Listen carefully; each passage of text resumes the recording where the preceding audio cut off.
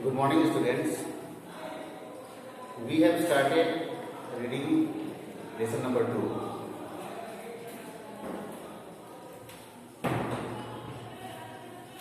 We have started reading lesson number 2 in history. Today we will start page number 22 in lesson number 2.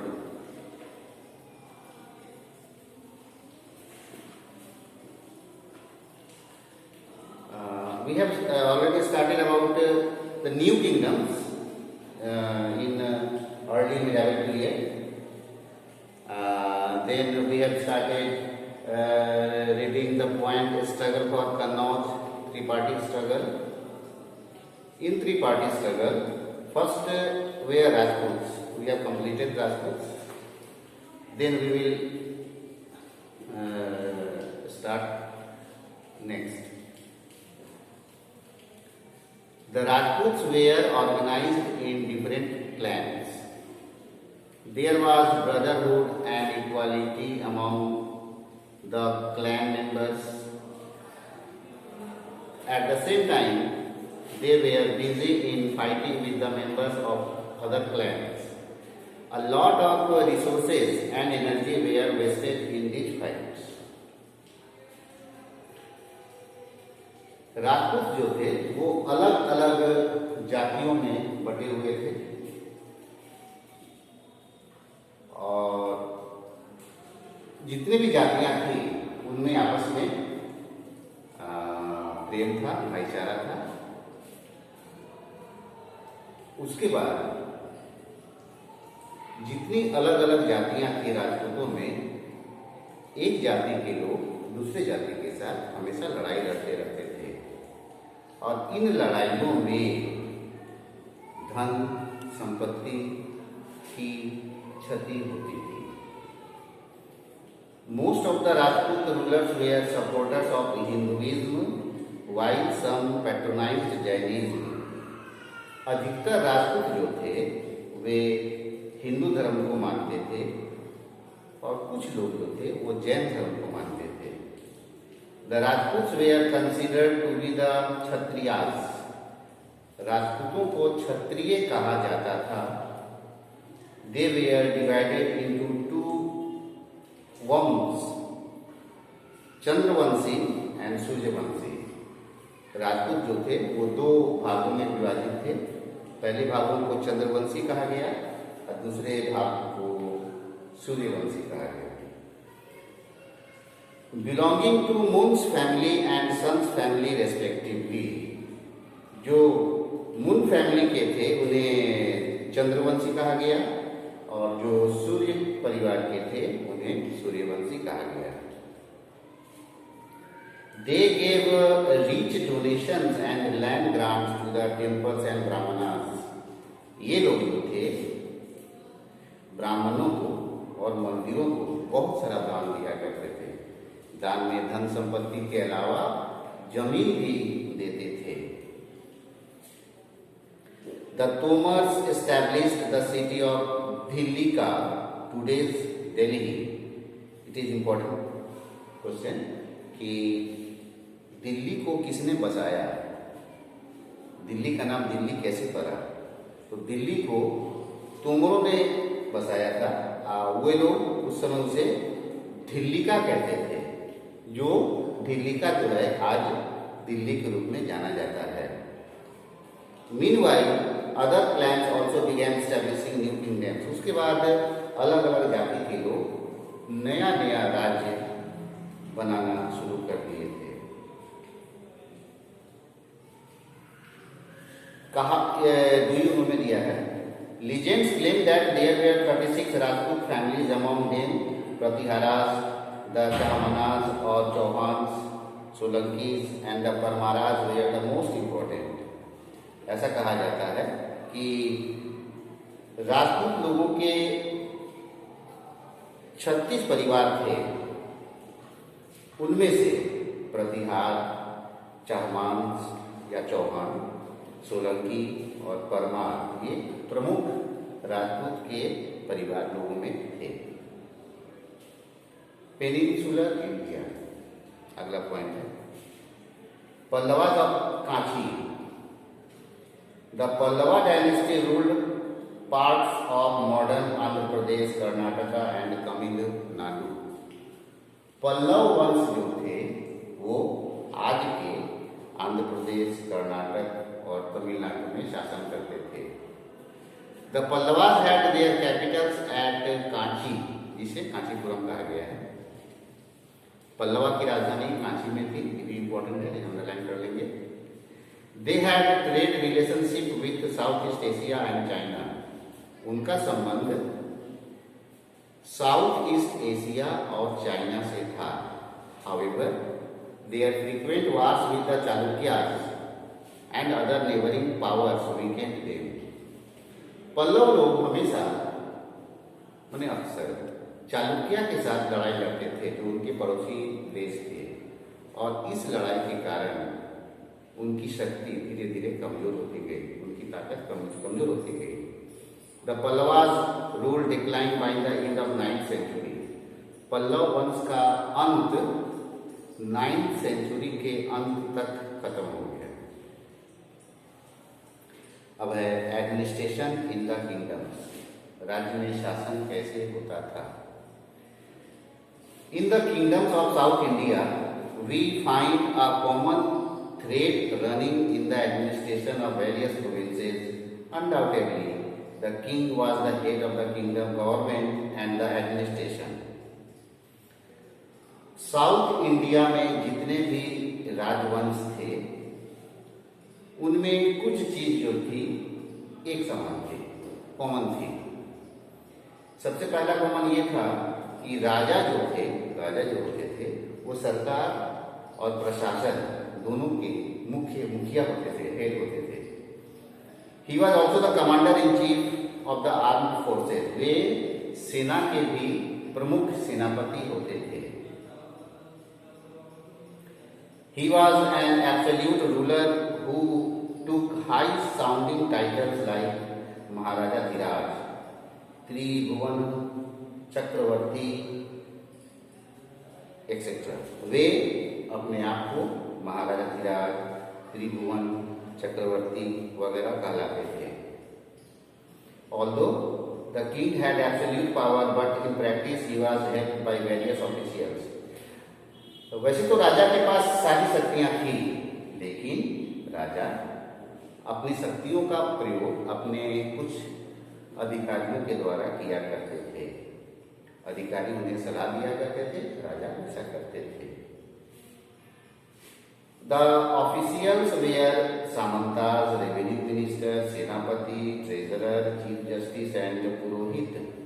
और राजा के राज्य में जो प्रमुख अधिकारी थे, जिनकी सलाह राजा लिया करते थे और मानते भी थे, उन सलाहकारों में कौन कौन थे तो अंडरलाइन कर लेंगे। सामंत, revenue minister, senapati, treasurer, chief justice and Purohit. These functionaries were recruited from influential families and the offices were often hereditary. ये लोग वैसे परिवार के होते थे जो राजा के शासन काल के प्रमुख होते थे, प्रमुख परिवार होते थे, और उनका जो पोस्ट होता था वो वंशानुगत होता था। यानी अगर कोई सेनापति बना तो सेनापति बनने के बाद जो सेनापति का बेटा होता था वो अगला सेनापति बनता था। जो पुरोहित बनते थे तो पुरोहित का बेटा ही अगला पुरोहित बनता था। ये वंशवाद की नीति वहां चला करती थी। सामंतास वे डिप्यूटेड रूलर्स। सामंत कौन होते थे? जो हारे हुए शासक होते थे। राजा, जिस राज्य के राजा को, जो पावरफुल राजा होते थे, जो कमजोर राजा को हरा देते थे, उसे अपना सामंत बना लिया करते थे। Their territories were return to them after they accepted the suzerainty of the rulers. जब वो हारा हुआ सामंत राजा का अधीनता स्वीकार कर लेता था, तब जीता हुआ राजा हारे हुए राजा के जमीन को जो वो ले लिया था छोड़ घटा देता था। बदले में सामंत क्या करते थे? तो the samant paid tribute and supplied a contingent of troops wherever needed. सामंत बदले में राजा को कर देता था और जरूरत पड़ने पर अपनी सेना को भी भेजता था राजा की मदद करने के लिए। He attended the royal court with gifts and presents। वो जब भी राजा के दरबार में आता था तो साथ में कुछ गिफ्ट जरूर लेके आता था। Very often the Samantas were not loyal and always ready to declare their independence। अक्सर चूंकि सामंत लोग जो थे स्वतंत्र तो होते नहीं थे, उन्हें वे अपनी मर्जी से कुछ कर नहीं पाते थे, वे हमेशा राजा को खुश रखते थे, तो मन ही मन वो राजा के प्रति उतनी भक्ति नहीं रखते थे और अक्सर कोशिश किया करते थे कि कैसे हम अपने आप को फिर से आजाद कर लें। बिग लैंडलॉर्ड्स और various chief were also called samantas. जो बड़े बड़े जमींदार होते थे, जो योद्धा होते थे, योद्धा के सरदार, वे भी सामंत कहलाते थे। One such instance was that of the Rashtrakutas in the Deccan, who were the subordinate of the Chalukyas। The Rashtrakuta chief Dantidurga overthrew the Chalukya over lordship and became independent। जैसे कि आपको अभी बताया कि कुछ सामंत ऐसे थे जो अपने आप को फ्री करने के लिए हमेशा प्रयास किया करते थे राजा से, जिसके अधीन वो थे। उसका एक उदाहरण बता रहा है कि डेक्कन में राष्ट्रकूट जो थे वो चालुक्य के अधीन थे। राष्ट्रकूट के जो सरदार थे दंतीदुर्ग, वो चालुक्य के राजा को हरा दिए, उसको उसके सिंहासन से हटा दिए और खुद अपने आप को स्वतंत्र घोषित कर लिए। The king had to maintain law and order in the state and look after the welfare of the people। राजा को कानून व्यवस्था का ध्यान रखना पड़ता था और खुद प्रजा की भलाई का काम की देख रेख किया करता था कि काम ठीक से हो रहा है कि नहीं। He had to lead the army in times of war। जब लड़ाई हुआ होती थी तो राजा ही सबसे आगे सेना के साथ रहता था। The king collected revenues and taxes from the people to fulfill his multifarious responsibilities। राजा अपने शासन काल में अपने देश में जितने भी काम करता, जो भी काम करता था, उस काम को करने के लिए वो टैक्स को कलेक्ट करता था। टैक्स के पैसे से ही जो प्रजा, उसकी प्रजा टैक्स देती थी राजा को, राजा उसी टैक्स के पैसे से प्रजा की भलाई का काम किया करते थे। The king gave land to the Brahmanas, government officials, local chief and the tribal leaders instead of cash salaries। The king collected the land revenue and also asked for contingent of troops during wars। राजा ब्राह्मणों को, सरकारी सेवकों को, जो स्थानीय सरदार होते थे उनको, जो जनजाति के नेता होते थे उनको कैश सैलरी नहीं देकर, यानी रुपया पैसा न देकर उन्हें बदले में वेतन के रूप में जमीन दिया करते थे और जरूरत के समय जब राजा को कहीं लड़ाई लड़ने जाना पड़ता था तो उनकी सेना को भी भेजने के लिए कहा करते थे। Brahmanas did not have to pay taxes for their lands. ब्राह्मण जो होते थे उनको जो उनके पास जो जमीन थी उसका टैक्स वो राजा को नहीं देना पड़ता था। The land was cultivated by the labourers. उस जमीन को श्रमिक खेती किया करते थे। They wrote accounts about the kings and perform religious ceremonies. वे जो होते थे ब्राह्मण, वे राजा का जितना अकाउंट होता था, लेखा बही का काम, वो किया करते थे और धार्मिक काम, राजा का जो धार्मिक काम होता था उसको किया करते थे। They also brought more land under cultivation। वे ज्यादा से ज्यादा जमीन को भी खेती के काम में लाया करते थे। The peasants, herders, artisans had to give a part of their produce to the king। जो किसान होते थे, जो हर्डर होते थे, हर्डर मतलब होता है जो ये आपका जानवर को पाला करते थे वो लोग, जो कलाकार आर्टिसन जो कलाकार हुआ करते थे वो लोग, वो राजा को टैक्स देते थे। दे वे आर क्लेम्ड एज रेंट, वे इसे किराया के रूप में उसको दिया करते थे। The traders also paid taxes, जो व्यापारी होते थे वे भी टैक्स दिया करते थे। Village was an important unit of administration looked after by the village headman. जो गांव होता था वो प्रशासन का एक केंद्र होता था, एक इकाई होता था जिसे गांव का मुखिया देखभाल करता था। The village had various committees to look after local schools, water tanks, temples and roads. गांव को अपना एक तरह तरह का कमेटी होता था गांव के पास, गांव को मुखिया उस कमेटी बनाते थे, जिस कमेटी के सदस्य गांव के स्कूल, गांव का वाटर टैंक, गांव का मंदिर, गांव का सड़क इत्यादि की देखभाल किया करते थे। The village administration continued on the same pattern till independence. और गांव का जो ये प्रशासन था, गांव का जो ये शासन था, ये आजादी तक उसी तरह से चलता रहा जिस तरह से चलता आ रहा था। ठीक है।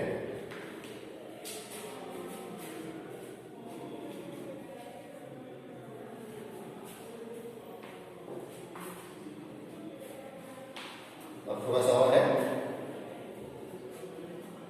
गजनवीड्स। In the 10th century, a Turkish conqueror captured Ghazni, now in Afghanistan, and founded the Ghaznavid dynasty.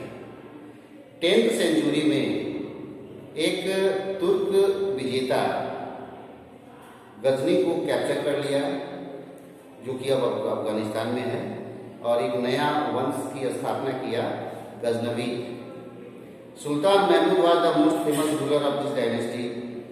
सुल्तान महमूद इस वंश का प्रमुख शासक था। The political disunity of India encourage Mahmud to invade India. भारत में जो राजनीतिक अस्थिरता थी, इसको देखकर वो भारत पर आक्रमण करने का सोचा। Mahmud raided India 17 times between 1000 AD and 1027 AD। Mahmud Ghazni जो है भारत में 17 बार हमला किया। कब से कब तक? तो 1000 AD से लेकर 1027 AD तक। He plundered many cities, palaces and his main target were wealthy temples. वे जो महमूद गजनी थे जो 17 बार हमला किए भारत पे, इस 17 बार हमला में वे भारत के शहरों को, महल को बर्बाद कर दिए, और उनका मुख्य लक्ष्य जो था, भारत में जितने धनी धनी मंदिर थे उनको लूटना था। Two of his infamous attacks were on Kannauj in 1018 AD and the looting of the famous Somnath temple of Gujarat in AD 1025। उनका दो मशहूर हमला जो है वो एक बार 1018 AD में कन्नौज में हुआ था लूटने का, और दूसरा लूटने का हमला हुआ था सोमनाथ टेम्पल पर 1025 AD में। ये दो हमला जो था उनका एक मशहूर हमला था भारत में। पहला हमला जो हुआ था कन्नौज में 1018 AD में, और दूसरा हमला हुआ था गुजरात के सोमनाथ मंदिर में 1025 AD में। In the campaign against Kannauj he plundered Mathura and Kannauj. जब वो कन्नौज की तरफ आया था लड़ते लड़ते, तो वो मथुरा और कन्नौज दोनों को बर्बाद कर दिया, तहस नहस कर दिया पूरे शहर को। He also looted the fabulously rich temple at Somnath without encountering any serious resistance. उसके बाद वो मशहूर सोमनाथ मंदिर को भी लूट लिया, और उसके सामने कोई आया भी नहीं, मतलब किसी के बिना रुकावट के वो सारा संपत्ति को, मंदिर का संपत्ति को लूट लिया। He could loot and plunder so easily because no strong state existed in North India at the time. वो इतनी आसानी से इसलिए लूटपाट किया क्योंकि उसको रोकने वाला उस समय नॉर्थ इंडिया में कोई नहीं था। Mahmood used this massive wealth that he carried from India to build magnificent capital city at Ghazni. वो महमूद गजनी जो भारत से जो इतना धन संपत्ति लूट के दे दिया, वो उस संपत्ति से अपना जो शहर था उसका कैपिटल सिटी गजनी, उसमें भव्य उसका निर्माण किया। Al-Biruni, a great scholar who had accompanied Mahmud Ghazni in his attacks on India, has written a book in Arabic language called Kitab-ul-Hind, which gives us a lot of interesting information about Indian society and culture. Mahmood Ghazni जब भारत में आक्रमण करने आया था, हमला करने आया था, उसके साथ एक लेखक भी आया था, उसका नाम था अल-बरूनी। वो अल-बरूनी भी हमारे देश में आया था महमूद गजनी के साथ, और उसने जो कुछ देखा उसको उन्होंने एक किताब में लिखा।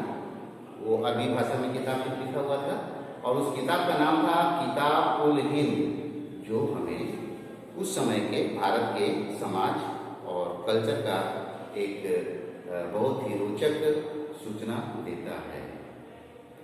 हम लोग का चैप्टर कंप्लीट। अगली क्लास में हम लोग क्वेश्चन आंसर को लिखेंगे, ठीक है? नहीं, शायद कुछ और है। अगली क्लास में हम लोग नेक्स्ट पढ़ेंगे। ये हम लोग आज 24 पेज नंबर तक पढ़ चुके हैं, इसको आप नोट कर लीजिएगा, और नेक्स्ट क्लास में हम लोग आगे शुरू करेंगे, ठीक है? थोड़ा सा बाकी है, और उसके बाद हम लोग बुक वगैरह करेंगे, कुछ आंसर लिखेंगे। Thank you very much.